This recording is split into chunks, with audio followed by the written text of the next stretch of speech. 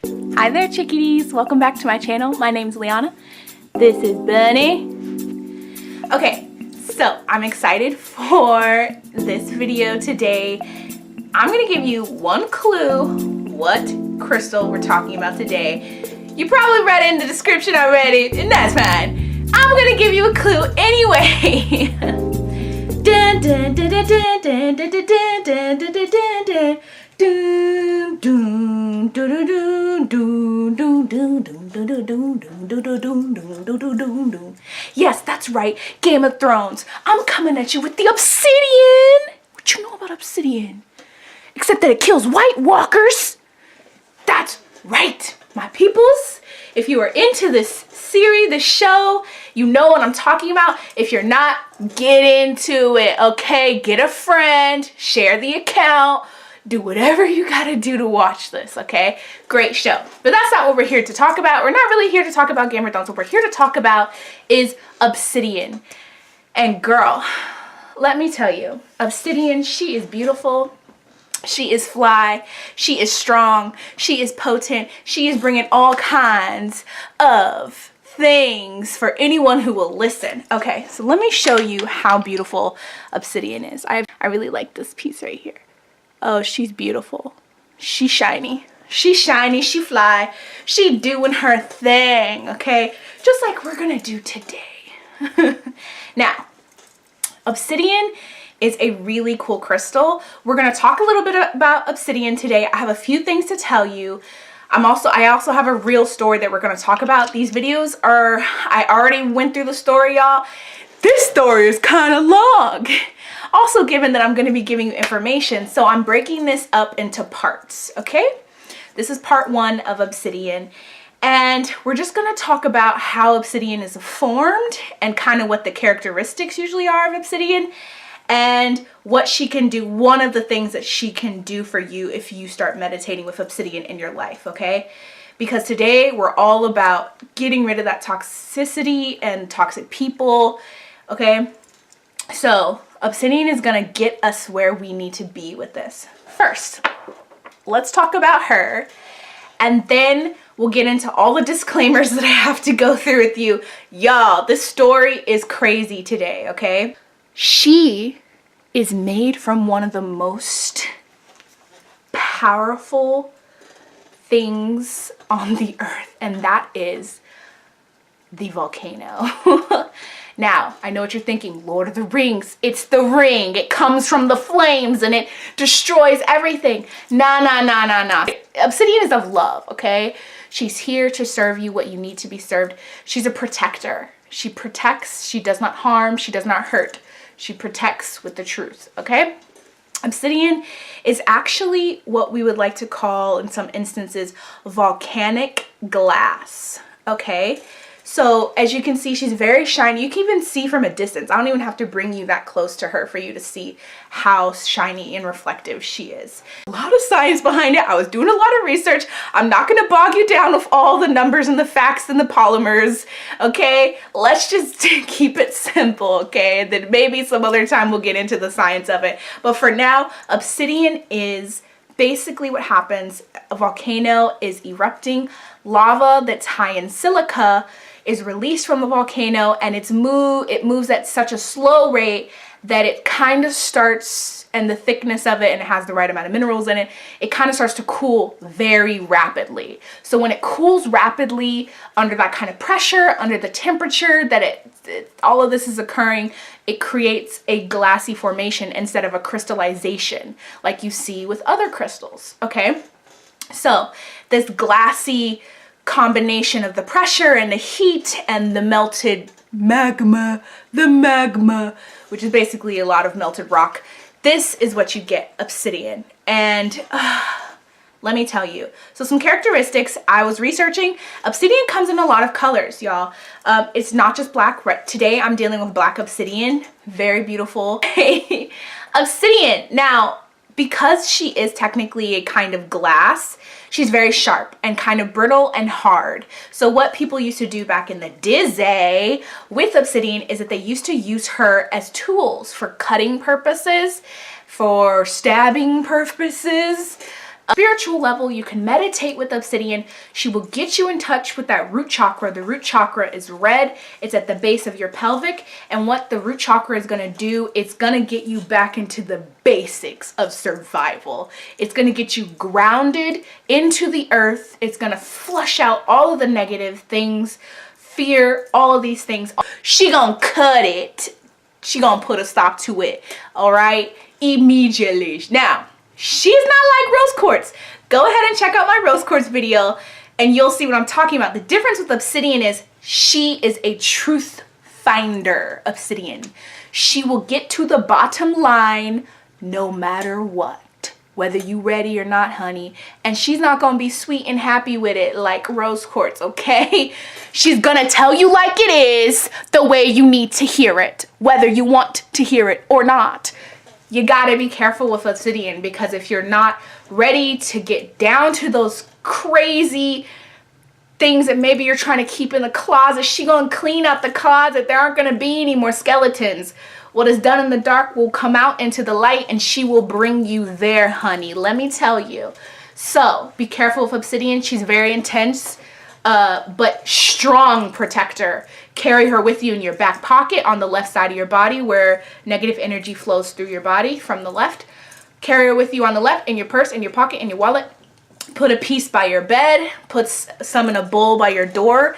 She's going to help protect you from any negative stuff that's trying to come into your life, into your home, into your existence, anything, all right? Protect her. Now,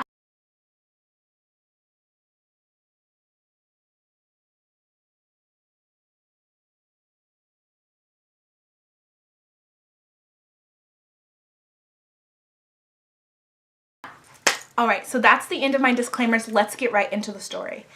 Whew. We don't need this Obsidian girl. Obsidian helps protect you from toxic people. And sometimes those toxic people can be closer than you realize.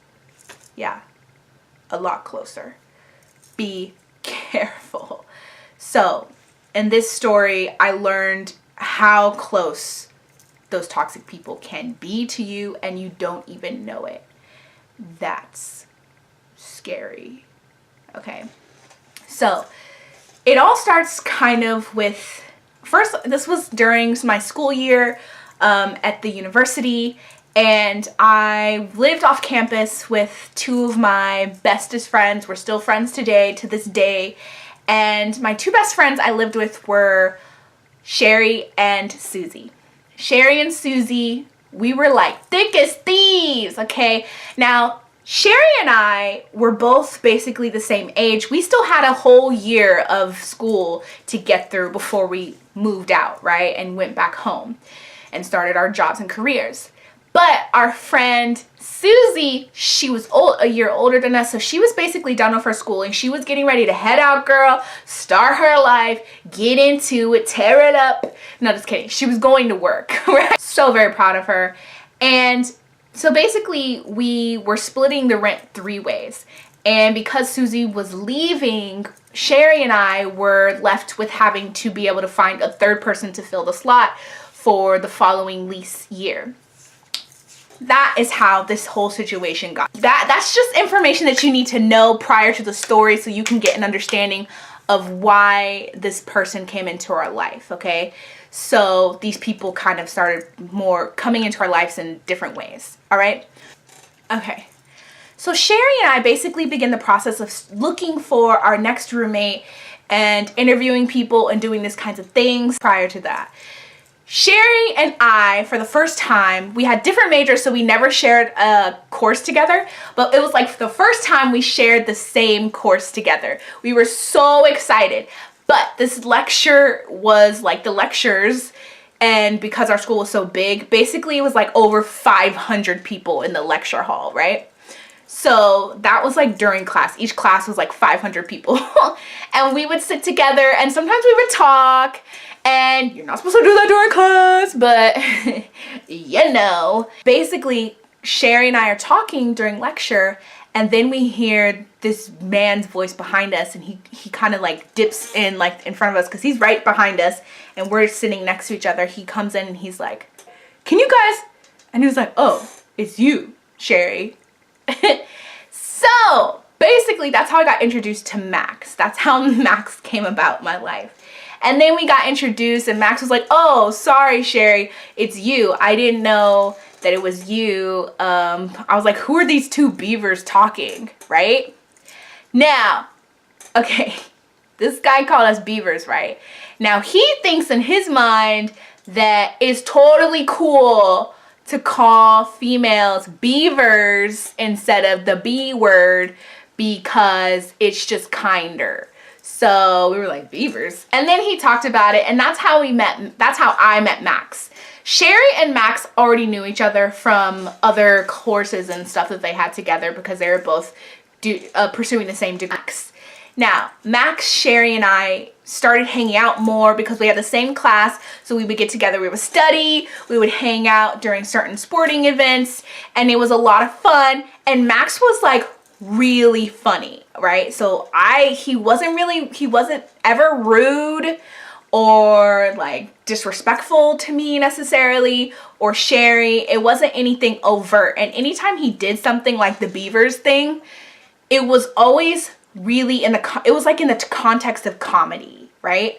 So you don't really take it as a negative because you're like, oh, he's funny. You know, some people just like to talk smack. You talk smack together and that's how you get into it, right? That's some relationships, and he just seemed like a really goofy person like that, right? Everybody liked him. He was very respectful, very nice to everyone. He was cool, right? So that's how guys. Bunny, what are you doing?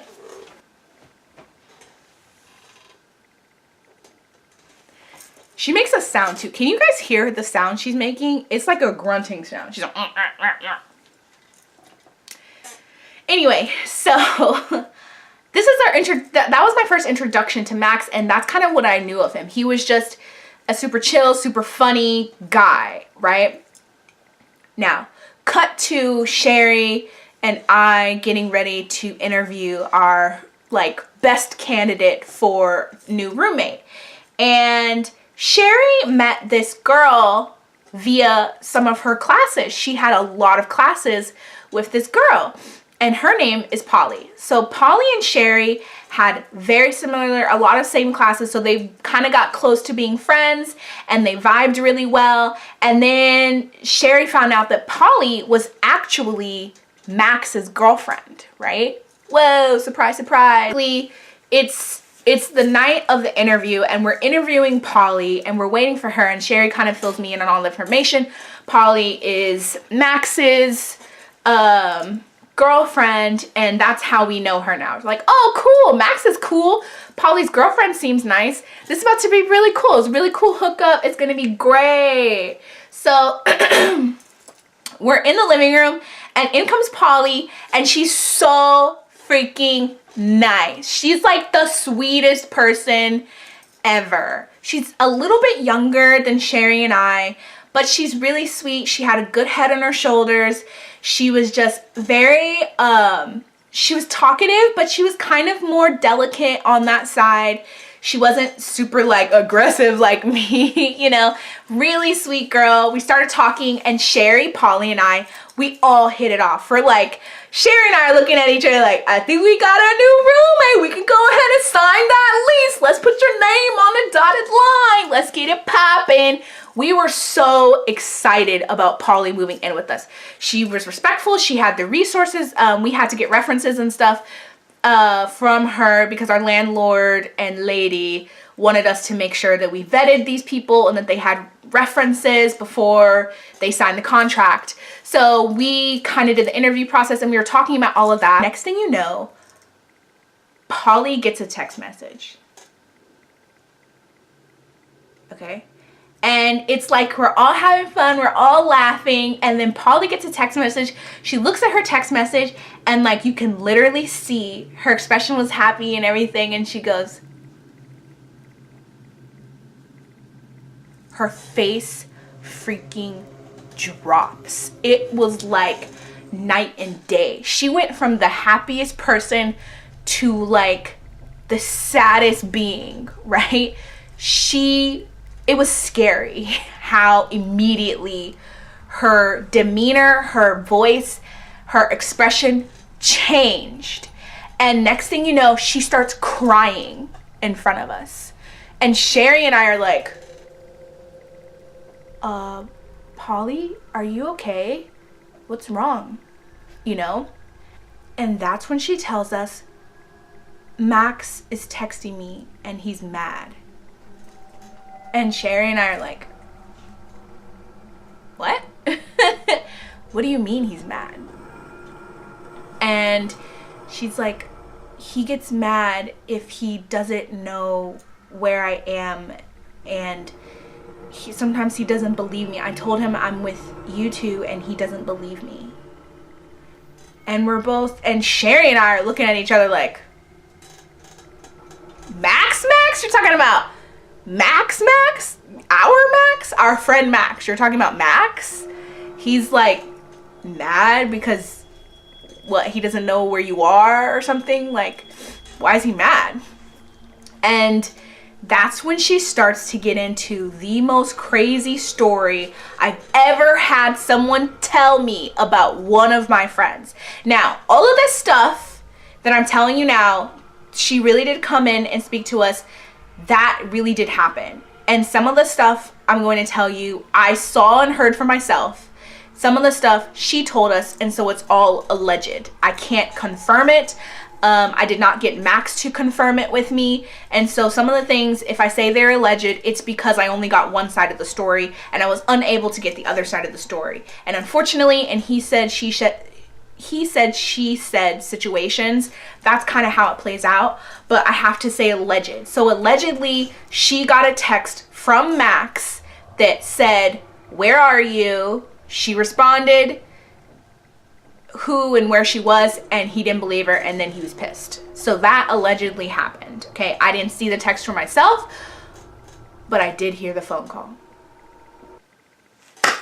All right, everybody, that's it for part 1 of the story, end of Obsidian. You did great. Thank you for sticking in with me. There's more to come, I promise. It gets crazy, okay? Anyway, make sure you check out all the things that I talked about in the description. If you are going through something serious, please, please, please, please do not sit with that alone. You don't have to if you don't want to, but you do have to want better for yourself in order to make a difference, okay? And follow me so that you can catch part 2 of Obsidian. I will be making posts every Friday. I'll post something new for you to watch, okay? Just look out for Fridays. I might even post little Easter eggs during the week. You don't know, we don't know. We'll see, okay? Thank you for tuning in, everybody. Bye-bye. This is what I have to deal with. Really? Really, bunny? You're gonna humps and eat at the same time? The audacity of some rabbits.